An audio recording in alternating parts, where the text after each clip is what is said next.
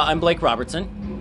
I recently moved here from Phoenix, Arizona. Been here about a year and a half. Oh, so what brought you to New Orleans? So I've been coming to New Orleans probably over the last 20 some years. I did a lot of work down in Biloxi, and so over the years I've just learned to really enjoy the visits to New Orleans, and I got a little tired of Phoenix, and I chose New Orleans, and it's been fantastic ever since. Awesome. And so do you have a favorite thing about the city that you like? The food or a festival? The biggest thing for me is the people. The people have really is what has made the city so amazing for me. Everybody's friendly. People stop to actually ask you how you're doing and wait for a response, and that's so different from other places where they'll ask how you're doing, but they keep walking.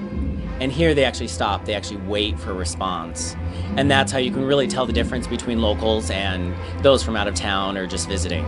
And everybody's just been so welcoming and friendly and supportive. Okay. And do you have a favorite memory so far that you could think of specifically when you think back on all the times that you visited, or since you've been living here? Is there something that sticks out to you? I think for me it was the coming here with a group of friends and from Biloxi, coming here and having an amazing night, just out experience all of what Bourbon had to show, the French Quarter, all of that, and having to time out, from the friends and going, I've had a little too much to drink, and we're not going to drive back tonight like we had originally planned, and then actually having to sleep in the car. And it's a total, early 20-year-old kind of story, but it's not uncommon, but it's having that experience of going, yeah, enjoyed it, but had the sense to go, yeah, not driving. And, don't normally sleep in my car, so that was a little bit more memorable. I think living here, I think the most memorable moments is just the constant reminder of every weekend there is some festival somewhere. It's whether it's mac and cheese, whether it's tomatoes, whether it's tomato festival, whether it's, Southern Decadence, whatever it is, there's always one or two festivals going on. And that, to me, is, like, from living here, is one of those memorable moments of going, it just never stops. And so what brought you out this morning to go walk? So this morning brought me out supporting the End HIV because it's important to the LGBT community still, and obviously the community as a whole. And so I've created a mobile app called Gay NOLA, which is specifically for the LGBT community. And so it's getting the word out there that we're there for them, and it's a resource that we pull in all the events and resources and organizations, really kind of as a one-stop shop to make it easy for people that are visiting, people that are local, people that are just new to go, where do I go on a Tuesday? Or I've got friends coming in town and they want to do something gay, where do I go? Or straight people that are like, okay, I've got gay friends coming in, I have no idea where to take them. And so that's where we kind of provide that additional service. And New Orleans is known for their pop-up events. It's like, oh, we'll have an event next Thursday. And so it's hard to kind of get a lot of publicity out there for a lot of these organizations, and being able to provide that and go, hey, I've got one spot, I've got people going to one spot, let's go ahead and get you out there so we can get you, because New Orleans is all about experience. That experiences of whether it's ghost tours or, there's so many experiences, and we're excited to be kind of a part of that, of being able to help steer people to those experiences of what they're looking for. And what inspired you to create the app? Actually, it was out of my own need. As a new person moving here, it's finding out about events after they happened. I'm like, oh, I would have gone to that had I known, or where was that listed, or how would I know that was going on? And that was really one of those, they always talk about, why do you do something? It's like, we'll find a problem that you have and then solve for it. And if I have it, and then I was asking around, and people confirmed that was kind of an issue for them. And so that's where I created Gay NOLA.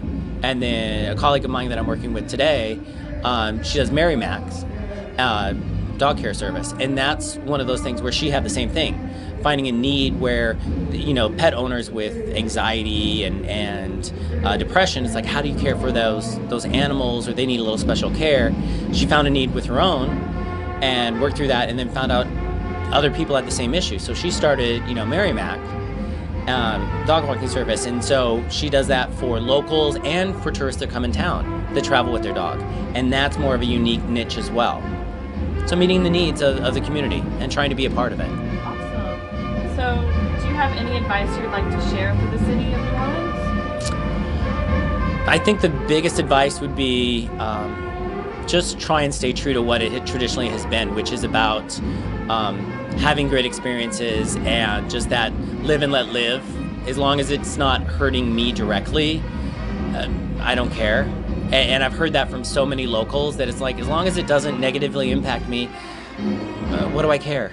And I've really appreciated that and have seen where that really applies across all boundaries. So just kind of keep that that mentality of going, let it go. It's one of those, keep everybody in mind, keep true to what the tradition is. Okay. If you could pick one word to describe New Orleans, what would it be? Experiences. It's all about experiences. Okay. Do you want to elaborate a little bit? It's whether you're living here or whatever mood you're in. If you're in the mood for comedy and laughter, it's here.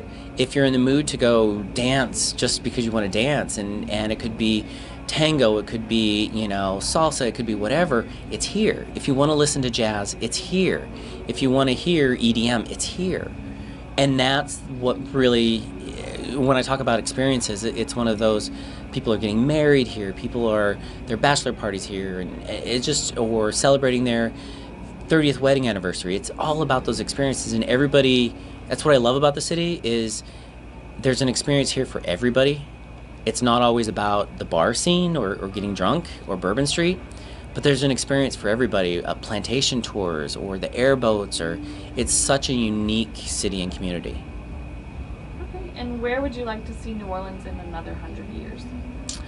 Here, not underwater, but I would like to see it more stable.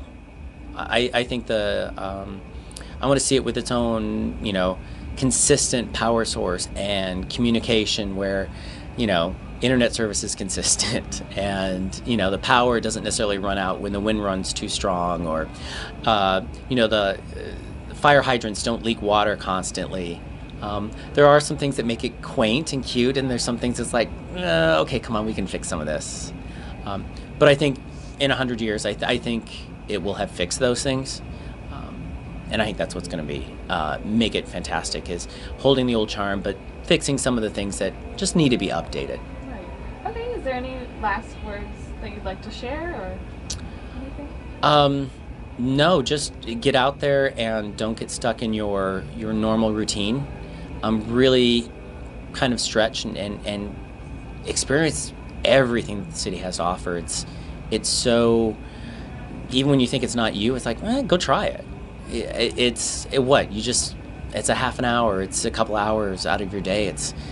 It could be the memory that you're going to talk about in 100 years from now, because it's about the experience. It's not necessarily the ticket or the jump shot or the whatever. It's everything else around it that led up to that. So it's about the experiences, and so get out there and do them.